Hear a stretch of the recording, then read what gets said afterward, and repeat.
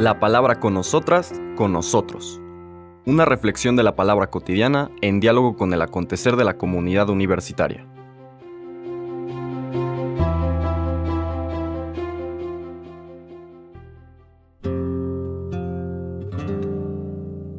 Hola, buenos días.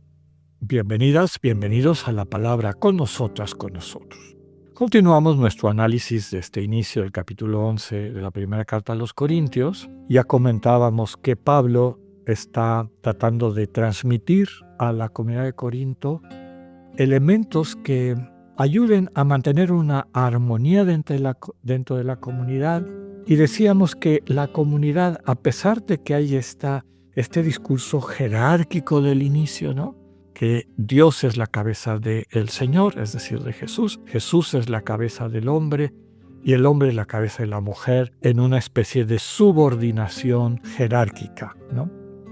Recordemos que eventualmente la teología cristiana considera este principio de subordinación intratrinitario como una herejía, ¿no? En la Trinidad no hay este principio de subordinación. El dinamismo que sostiene y consolida la Trinidad no es de subordinación, sino de comunión entre las distintas personas. Y lo que cada una de ellas implica, el Padre como origen de todo, ¿no? La fuente de todo lo que existe, que de la eternidad presta ese servicio de donación de sí, ¿no? En el caso del Hijo, engendrándolo de toda la eternidad, no es que alguna vez hubo Padre y una vez no hubo Hijo, el Hijo de toda la eternidad como principio, digamos, este dinamismo creador del Padre, por el Hijo todo fue hecho.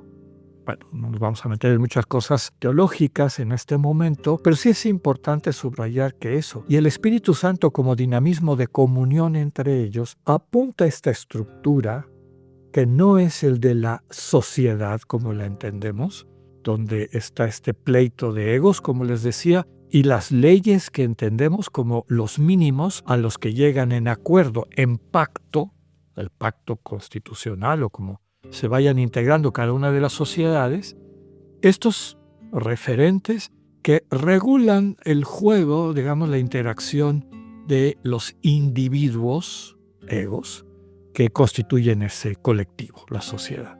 Pero el proyecto cristiano no es construir una sociedad, es construir una comunidad, una comunión. Entonces Pablo está luchando con esto.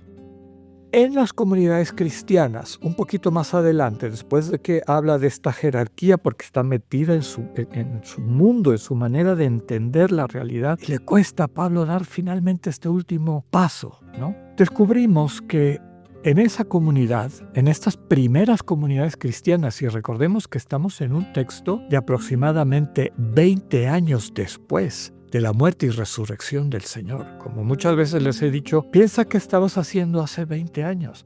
Para los que ya son viejitos como yo, es como si fuera ayer. Hace 20 años parece que fue ayer.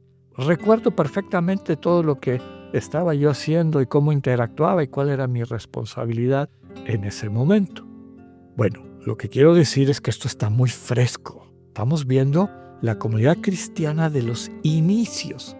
Estos textos son más antiguos que los evangelios, ¿no?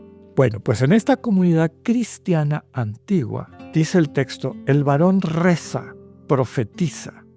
Y más adelante dice que la mujer también reza y profetiza.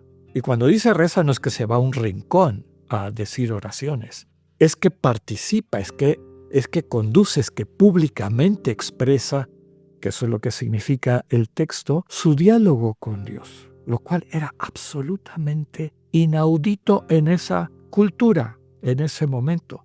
Profetizar, recordemos que es transmitir la sensibilidad, la voluntad de Dios, la manera como Dios ve el mundo y como Dios quiere incidir en el mundo.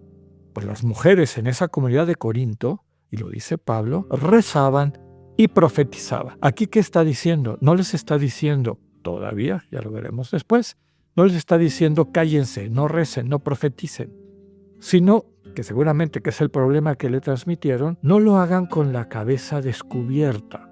Bueno, Esto era parte de la costumbre general, no solamente de estos pueblos del Mediterráneo oriental o del Mediterráneo en general, le hace tanto judíos como grecorromanos, sino que es algo bastante común en el mundo, ¿no? Al menos en el mundo europeo. Todas las sociedades tenían una manera como se vestían las mujeres no casadas y otra manera como se vestían las mujeres cuando se casaban. Y normalmente cuando una mujer se casaba, la seña de que ya estaba en ese estado, ¿no?, de ser parte de una familia, de tener un esposo, era poniéndose un velo. Entonces era común que las mujeres no salían a la calle sin ese velo. Bueno, eso de divino no tiene nada. Es una cuestión cultural. En otras naciones, en otros países, las mujeres no usaban velo. Pensemos en los pueblos orientales, Japón, China, nuestros pueblos indoamericanos, ¿no? Mayas, aztecas. Las mujeres se arreglaban el pelo, los hombres también, desde luego, pero no usaban velo. Entonces, no es una cuestión, digamos, universal, era propia de este entorno cultural, de este mundo. Y Pablo está luchando. Pablo se ha dado cuenta que el Espíritu les da a las mujeres esos dos dones, que ya veremos en el siguiente capítulo, ¿no? Tenían la capacidad y la sensibilidad de ver el mundo desde la mirada de Dios y por eso profetizaban, por eso rezaban, es decir, dirigían la oración de la comunidad. Para que veamos que estas comunidades en algunas cosas estaban inclusive más avanzadas que las nuestras. Cuesta mucho trabajo, por ejemplo, ver una comunidad cristiana, católica, contemporánea, donde se le dé a la mujer este espacio, ¿no? Donde haya mujeres que puedan ejercer el don del Espíritu que se les ha dado de la profecía. Es decir, que digan abiertamente, que ilustren, que iluminen al colectivo con ese don que Dios les ha dado de transmitir la sensibilidad de Dios ante el mundo. O que dirijan el espacio de oración. Sí se da, pero normalmente se da por ausencia, cuando no hay un sacerdote, etc. Pues que la monjita, normalmente, o si no, la religiosa, pues un laico formado, una laica formada, lo cual es un poco más difícil, que se acepte en la comunidad. Pero vemos que en Corinto eso era práctica. Cuando el hombre reza y profetice, que lo haga descubierto.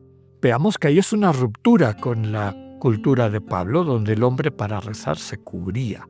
Hasta el día de hoy, los judíos más ortodoxos viven permanentemente cubiertos, porque ante Dios era una falta de respeto el estar con la cabeza descubierta. Se cubrían la cabeza para acercarse a la presencia de Dios. Bueno, se la siguen cubriendo. No era así en el mundo grecorromano. Entonces, dado que esta comunidad es fundamentalmente grecorromana en Corinto, pues Pablo dice, no, los hombres cuando recen y profeticen, es decir, cuando desempeñen sus ministerios en la comunidad, con la cabeza descubierta.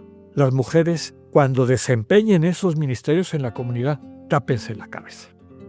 Bueno, finalmente vemos esta lucha interna de Pablo justamente en el versículos 11 y 12, ¿no?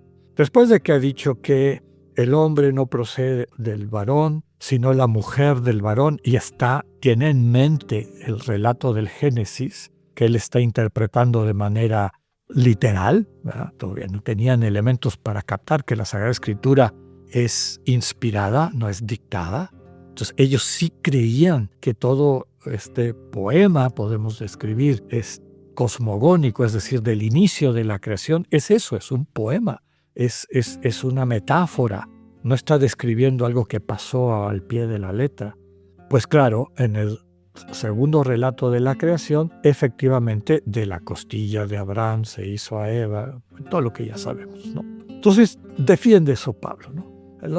La mujer fue creada del varón, procede del varón. No fue el varón creado para la mujer, sino la mujer para el varón. Está citando el texto del Génesis, ¿no? Para que no esté solo, Dios crea a la mujer, ¿no? Pero inmediatamente va para atrás. Versículo 11. Si bien para el Señor no hay mujer sin varón, ni varón sin mujer. Y dice, si bien la mujer procede del varón, está hablando del texto del Génesis, también del varón nace de la mujer. ¿Se dan cuenta cómo está evolucionando el pensamiento? Y termina Pablo diciendo, ambos proceden de Dios. no le da su entorno, su madurez para dar el último paso. Pero tampoco se queda en una aceptación ciega de estos referentes, como les decía, culturales, societales, que no necesariamente reflejan los principios evangélicos. Ambos proceden de Dios, ambos son imagen de Dios. Pues con esto terminamos esta parte, como les decía, un poco complicada, pero al mismo tiempo llena de esperanza y de claridad de cómo la conciencia de la humanidad, movida por el Espíritu, va creciendo, va madurando. Que tengan un buen día, Dios con ustedes.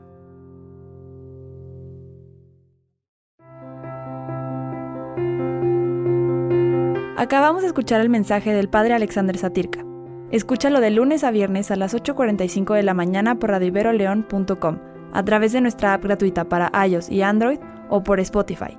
Esta es una producción de Radio Ibero León en colaboración con el ITESO, Universidad Jesuita de Guadalajara.